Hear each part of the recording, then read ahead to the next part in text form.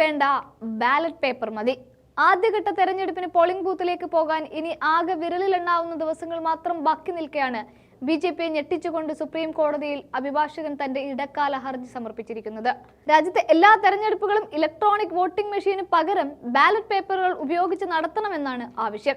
Ballot പേപ്പറുകളും ballot പെട്ടികളും ഉപയോഗിച്ച് തെരഞ്ഞെടുപ്പ് നടത്തണമെന്നാണ് ചട്ടമെന്നും അഭിഭാഷകൻ ഇവിടെ വാദിക്കുന്നു. അതിനാൽ എല്ലാ തിരഞ്ഞെടുപ്പുകളും പേപ്പർ ബാലറ്റ് ഉപയോഗിച്ച് നടത്തണമെന്ന് മെഹ്മൂദ് പ്രാച്ച അപേക്ഷയും നൽകുന്നുണ്ട്. പ്രത്യേക സാഹചര്യങ്ങളിൽ തക്കതായ കാരണം ഉള്ളപ്പോൾ മാത്രമേ EVM ഉപയോഗിക്കാവൂ എന്ന ആവശ്യവും അഭിഭാഷകൻ ഉന്നയിക്കുന്നുണ്ട്. സുപ്രീം കോടതിയുടെ പരിഗണനയിലുള്ള ഒരു കേസിൽ ഇടക്കാല അപേക്ഷയായിട്ടാണ് ഹർജി സമർപ്പിച്ചിരിക്കുന്നത്. ബാലറ്റ് പേപ്പറിനും ബാലറ്റ് ബോക്സിനും പകരം EVM ഉപയോഗിക്കുന്നത് പരിഹാസ്യമാണ് എന്നും വോട്ടിംഗിന്റെയും തെരഞ്ഞെടുപ്പ് പ്രക്രിയയുടെയും സുതാര്യത ഉറപ്പാക്കുന്നതിനുള്ള മറ്റൊരു മാർഗമാണ് കൗണ്ടർ ഫോയിലുകൾ എന്നും അദ്ദേഹം എടുത്തു പറയുന്നുണ്ട്. അത് EVM-ൽ സാധ്യമല്ല എന്നും അഭിഭാഷകൻ വാദിച്ചു വെക്കുകയാണ്.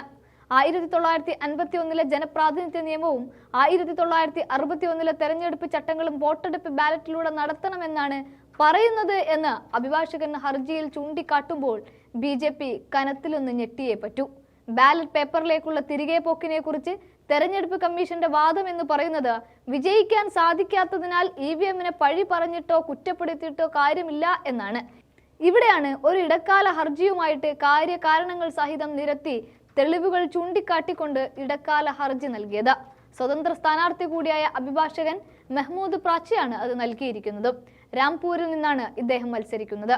BJP അധികാരത്തിൽ വന്നതിന് ശേഷമാണ് ഇത്തരത്തിൽ EVM-ൽ കൃത്രിമത്വം സംഭവിക്കുന്നു എന്ന് ചൂണ്ടിക്കാണിച്ചുകൊണ്ട് വോട്ടർമാരടക്കം രാഷ്ട്രീയ പാർട്ടികളടക്കം രംഗത്ത് വന്നു തുടങ്ങിയിരിക്കുന്നത്. എന്നാൽ ഈ വലിയ ജനാധിപത്യ രാജ്യത്ത് വീണ്ടും ഒരു ബാലറ്റ് പേപ്പറിലേക്ക് തിരികെ പോകൽ അത്ര പെട്ടെന്ന് സാധിക്കുന്നതല്ല എന്നുള്ളത് കൊണ്ട് തന്നെ വെറും 14 ദിവസങ്ങൾ മാത്രം ബാക്കി നിൽക്കുമ്പോൾ സുപ്രീം കോടതി എന്ത് വിധി പറയുമെന്നുള്ളത് ഇനി കണ്ടറിയേണ്ടുന്ന ഒരു കാര്യം തന്നെയാണ്.